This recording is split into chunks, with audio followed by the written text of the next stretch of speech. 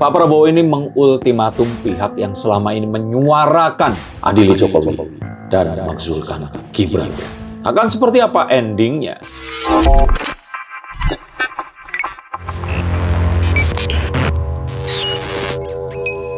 Halo, saya Zikr, kembali berjumpa bersama saya, Denny Darko. Tidak ada yang namanya misteri. Yang ada adalah tanda-tanda yang kita semua coba untuk mengerti. Pak Prabowo ini mengultimatum pihak-pihak yang saya kira ini ditujukan kepada orang-orang yang selama ini mengganggu-ganggu pemerintahannya. Dengan yaitu tadi wakilnya dimakzulkan, dan Pak Jokowi yang jelas-jelas itu diajak untuk terus bekerja sama, ini malah ingin diusulkan untuk diadili. Mengapa dia mengatakan bahwa kalau nggak mau kerja sama, jangan ganggu-ganggu pemerintahannya?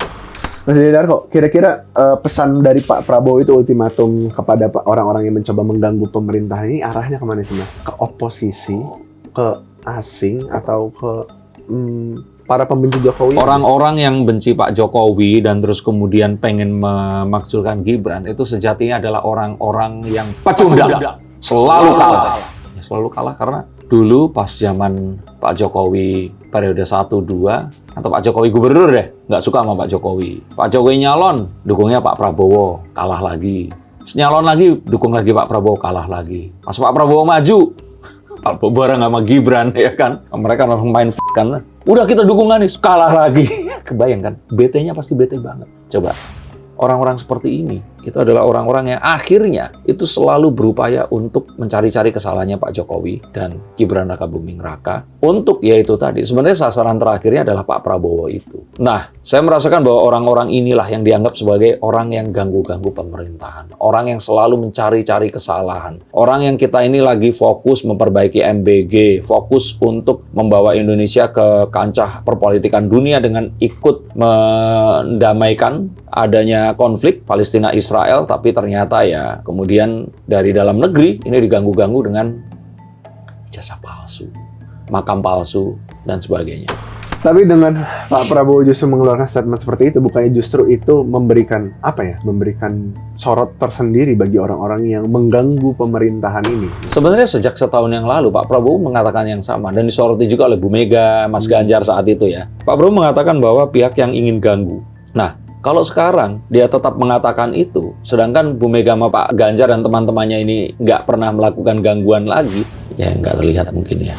Nah, saya mengira bahwa ini artinya dari kalau dia katakan ini pihak yang kalah, berarti kan orang-orang yang dulu itu mendukung Mas Anies. PKS sudah enggak. Berarti ada orang-orang yang selama ini itu tuh selalu ada di belakang Mas Anies. Dan ya mungkin itu yang dianggap ya saat ini itu. Saya nggak mengatakan Mas Aniesnya, tetapi saya mengatakan orang-orang yang selama ini mempersenjatai, berusaha untuk melemahkan Pak Jokowi saat itu dan berusaha untuk melemahkan Pak Prabowo saat ini. Oke, tapi sebenarnya pun dari pihak Bu Mega atau PDIP juga nggak diem-diem amat kok. Ada juga maksudnya masalah yang kereta cepat mus itu PDIP banyak berkomentar tapi kan begitu. nggak berakibat apa-apa gitu loh. Mungkin itu hanya ingin menaikkan awareness saja bahwa PDIP ini masih ada dan memperjuangkan apa yang selama ini jadi aspirasi. Dan saya pikir nggak masalah juga kalau dia memang memperkarakan itu. Yang penting kan nggak menuduh secara langsung ini salah Pak Jokowi. Mereka ini hanya menginginkan ada sebuah transparansi dalam penyelidikan. Dan saya pikir itu kan sesuatu yang juga normatif. Tapi di satu sisi juga seperti yang kita tahu ya, karena kita juga mungkin maksudnya ekonomi politik global itu kan sedang tidak baik-baik saja. Berarti kemungkinan besar memang arahnya yang Pak Prabowo maksud ini ya pihak-pihak luar yang berusaha untuk mengganggu pemerintahan ya. Berarti ya makanya kalau PDIP kan nggak dapat sokongan dari asing. Tapi kan kalau yang nggak punya partai ini, nggak punya partai, nggak punya ya aliran dananya mau dari mana? LSM, NGO itu kan yang atas nama kemanusiaan, demokrasi, anti korupsi. Ini kan sesuatu yang harus hati-hati sekali disikapi. Dan ya memang kita harus mengetahui bahwa mereka ini ada dan mereka pun memiliki tujuan tertentu. Kalau nggak, uang dikirim buat apa?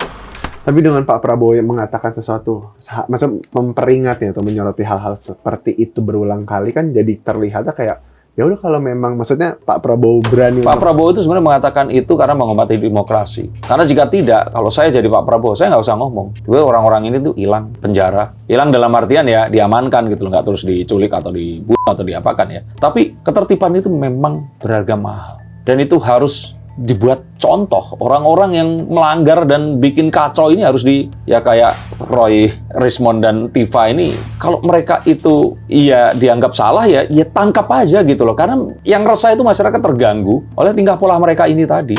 Mungkin juga nggak sih, mungkin ultimatum Pak Prabowo ini juga mengarah ke 3 serangkai itu. Nah, Refli Harun harus benar poin. Rocky Gerung itu juga kalau menurut saya. Atau mereka dibayar oleh pemerintah ya untuk melakukan serangan-serangan, tapi penontonnya banyak banget di channelnya. Justru orang jadi ngelihat pemerintah terus kan, maksudnya masa terbangun ya, itu tadi. Kalau di media sosial. Cuman kan kalau masalah Mas Roy, Dr. Tifa dan juga Rismond kan beda kasus ini, karena dia ada kasus hukumnya gitu, nggak cuma berbicara aja. Ya itu tadi, makanya kalau menurut saya Pak Prabowo sebenarnya nggak apa-apa kok, dicoba aja Pak, coba ditangkap aja, nggak akan kok protes. Kalau namanya demo itu pasti ada, tapi pasti lebih banyak yang akan mendukung. Para silent majority ini pasti akan happy.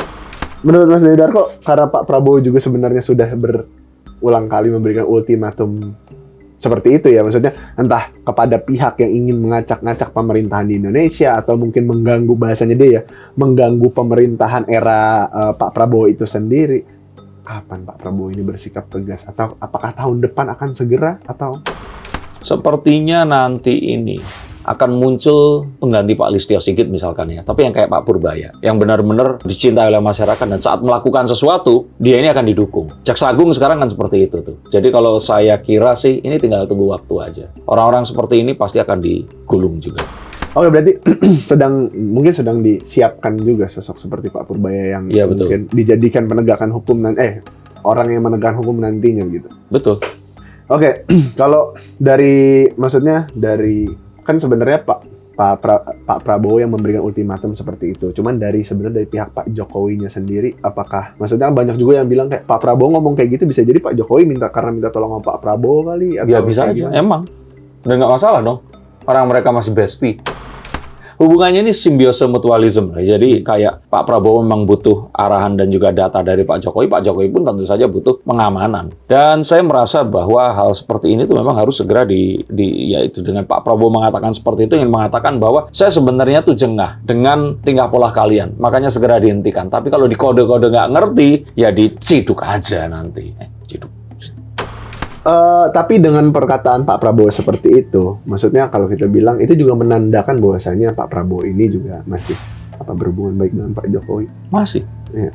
Dan akankah nantinya bahasanya orang-orang di internet atau mungkin beberapa influencer itu ada yang dipenjarakan juga selain Mas Roy Suryo? Saya pikir sampai di titik di mana mereka ini akan dibiarkan sampai mereka melanggar hukum, lalu mereka ini akan diperkarakan dengan sebuah pasal yang sebenarnya secara langsung nggak ada hubungannya sama itu, tapi ya pasal itu akan dilanggar. Misalkan ITE atau illegal access, nah seperti itu. Saya melihat bahwa mereka ini akan dikenakan pasal yang begitu. Tapi menurut Mas Darko sebenarnya harusnya lebih diutamakan yang mana sih? Menangkap aktor-aktor yang menyebar kebencian ini atau justru meregulasi si media sosialnya itu sendiri terlebih dahulu? Kenapa harus memilih? Dua-duanya harus dilakukan. Ya kan, cuma kalau dieksekusi kan biasanya harus satu-satu dulu nih, perlahan gitu. Ya tentu saja yang pertama, baru yang kedua. Kenapa? Ya agar penangkapannya tidak memiliki tendensi subjektivitas. Misalkan, saat seseorang membuat pernyataan di sosial media yang bersifat accusation atau penuduhan, maka dia harus membawa bukti. Lah kan nggak mungkin nuduh ijazah palsu orang cuman gara-gara foto yang dilihat di medsos, terus dianalisa menggunakan apapun itulah. Nggak akan mungkin dong. Kayak misalkan nih, ada seseorang, ya ini nggak apple to apple, tapi kelucuannya seperti itu. Ada seseorang dengan berat badan yang melebihi kenormalan, terlihat matanya sedang mengantuk, dan fotonya terlihat lelah. Lalu kita katakan orang ini obesitas dan sepertinya mengidap diabetes tingkat 2 dan sepertinya umurnya nggak akan lebih dibandingkan dari 60 tahun. Hanya berdasarkan foto. Nggak mungkin. Orangnya kan harus dibawa ke rumah sakit, di MRI, di apapun sebagainya. Baru setelah itu kita simpulkan. Nah ini kita udah katakan, enggak, orang ini kayaknya umurnya 60 udah mati seperti itu. Pemeriksaannya tuh belum ada. Orangnya belum dibawa, cuma berdasarkan foto. Coba logikanya di mana? Oke. Berarti memang harus aktor-aktornya dulu ini yang diurus. Iya. Dan yang ngeluarin ijazah UGM, yang terima Pak Jokowi. Dua-duanya ngaku ada dan sudah menerima. Lalu ada orang yang nggak pernah lihat, bilang itu palsu, 99,9%.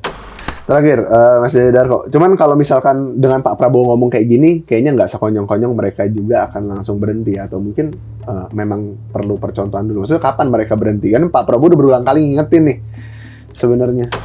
Sepertinya memang menunggu waktu, di mana waktu yang tepat sedang terjadi satu. Ya tadi itu mungkin saat Kapolri nanti diganti atau memerintahkan satu orang untuk benar-benar menangani ini. Saya pikir Pak Prabowo memiliki strateginya. Tapi sejauh ini artinya apa? Apapun yang terjadi, ini belum di tahap perlu untuk segera lakukan penindakan yang eksesif. Tapi ya sudahlah. Ini kayak di kode, hati-hati ya, ngomongnya pelan-pelan ya. Dan Pak Prabowo kan kita tahu bahwa dia sering sekali dalam pidatonya menyematkan hal seperti ini. Apakah menurut kalian orang-orang seperti ini memang jadi tujuan dari pidato Pak Prabowo, atau jangan-jangan ini arahnya ke orang yang lainnya? Tulis komentar di bawah sini. Terima kasih, sampai jumpa, dan salam.